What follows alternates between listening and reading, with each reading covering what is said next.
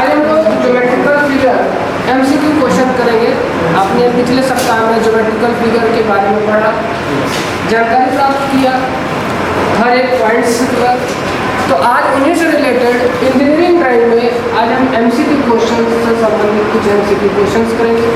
बकाया जितना है उसे नेक्स्ट वीक में करेंगे।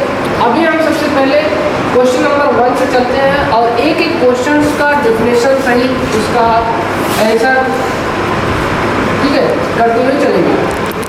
तो पहला जो हमारा क्वेश्चन है, देखिए यहाँ पर लिखा हुआ है निश्चित लंबाई की सरल रेखा चुनो।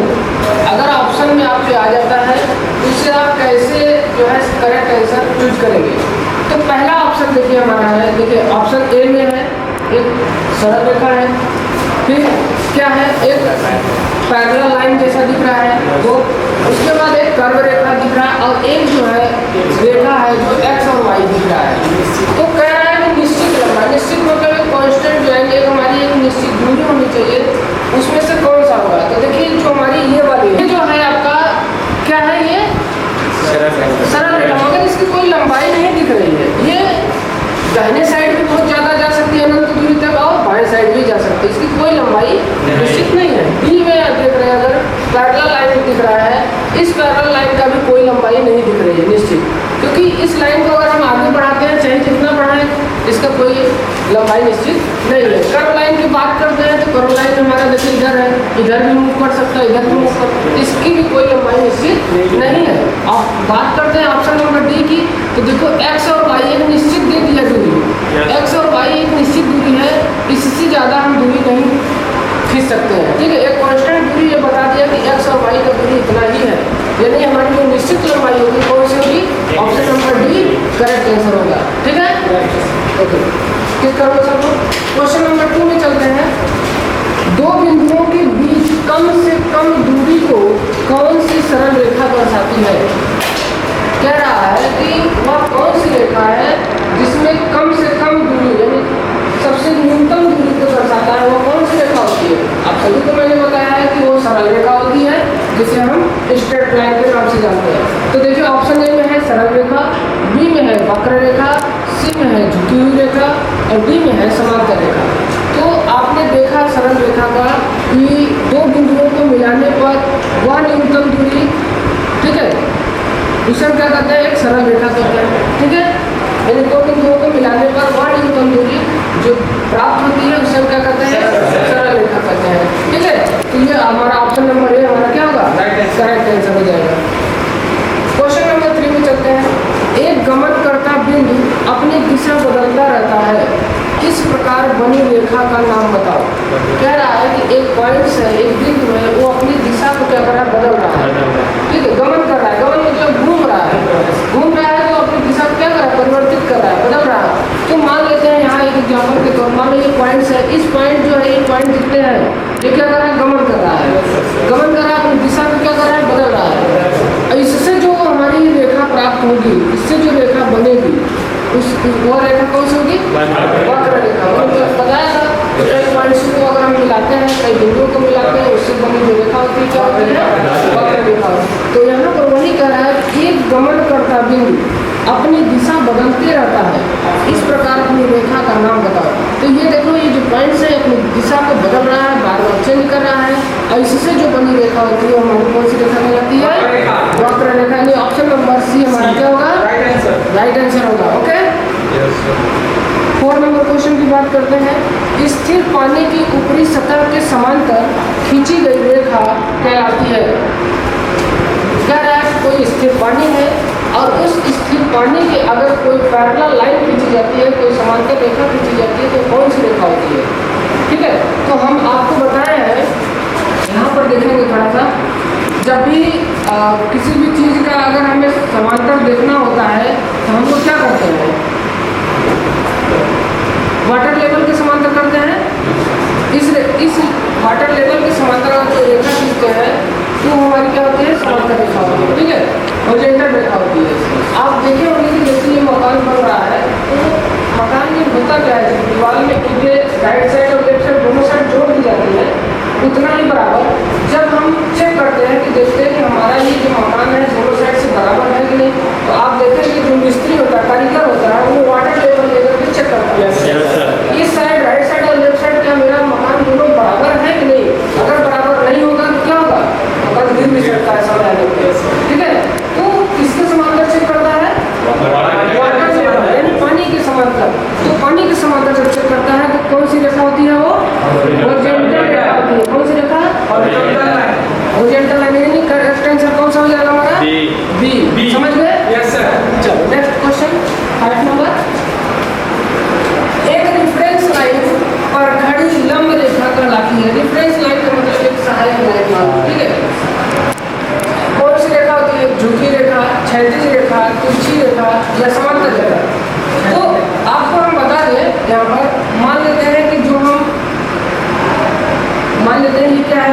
लंब वाम रेखा क्या है? लंबाम रेखा। गांव में क्या कहते हैं? साहुल कहते हैं, ठीक है। तो साहुल जो है ये कैसा रहता है?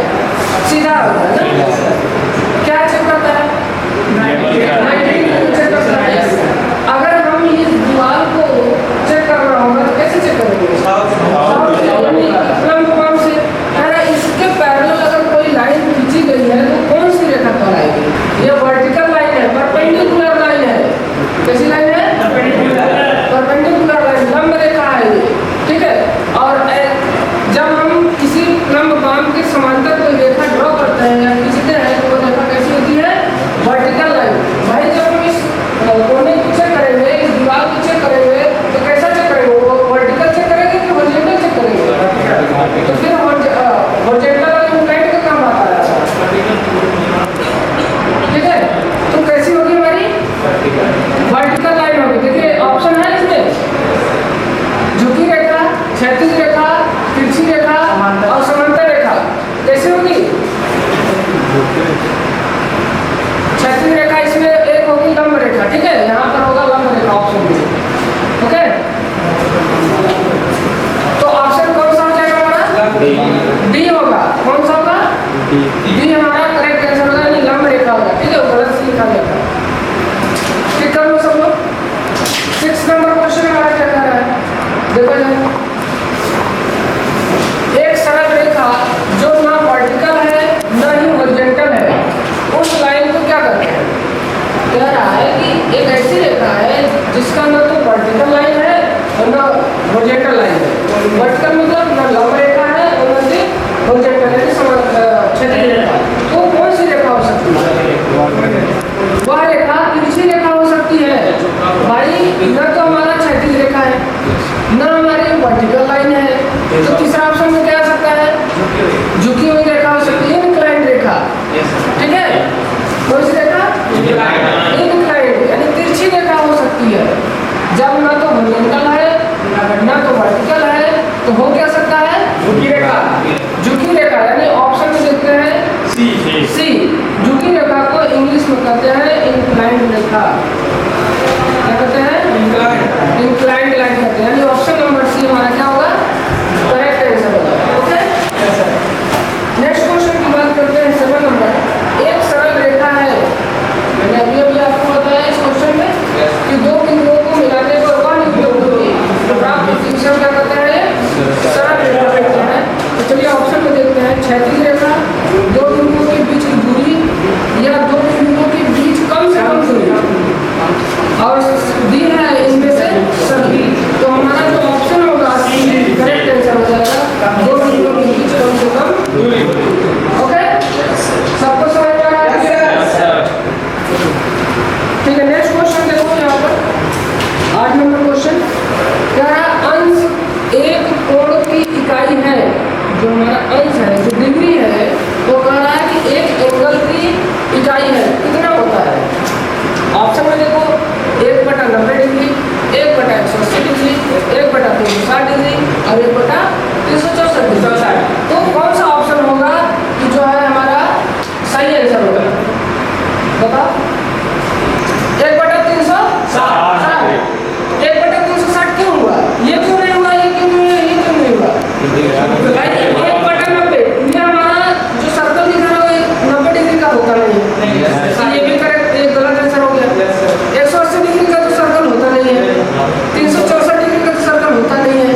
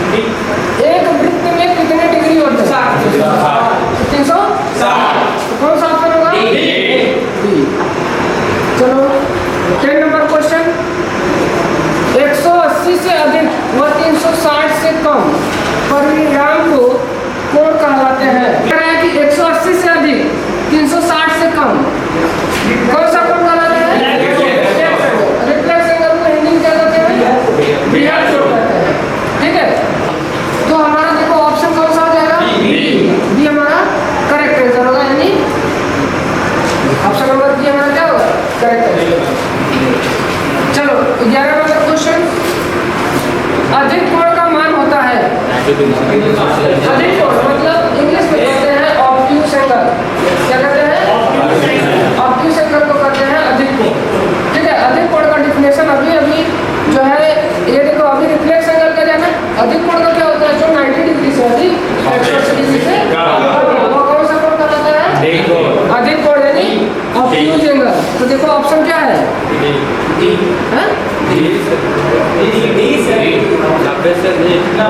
हाँ, इधर देखो 180 से अधिक ऑप्शन ए में, तो ये तो नहीं होगा। बी में 360, ये भी नहीं होगा। सी में 180 डिग्री का होता ही नहीं है अधिक कोण। और डी जो है हमारा क्या है? करेक्ट आंसर है 90 डिग्री से अधिक और 180 डिग्री से कम। 12 नंबर क्वेश्चन, दो लाइनों के मध्य 360 डिग्री का कोण हो सकता है। दो लाइन है, ठीक है, जब दो लाइनें इंटरसेक्ट करती हैं तभी एंगल का निर्माण होता है। तो कह रहा है कि दो लाइनों के मध्य 360 डिग्री तक का कोण हो सकता है। नीचे दिए गए कोणों में न्यून कोण को छांटो। न्यून कोण मतलब एक्यूट एंगल, जो 0 डिग्री से अधिक और 90 डिग्री से कम, वो कौन सा कोण कहलाता है? न्यून कोण। तो देखो यहाँ पर हम पहले इधर ऑप्शन से चलते हैं, डी वाले से। तो देखो ये कैसा दिखा रहा है? ये बृहद कोण दिखा रहा है, ठीक है, 180 से अधिक और 360 से कम, यानी ये बृहद कोण है, यानी ये तो हो नहीं सकता। ये देखो अधिक कोण दिखा रहा है 90 डिग्री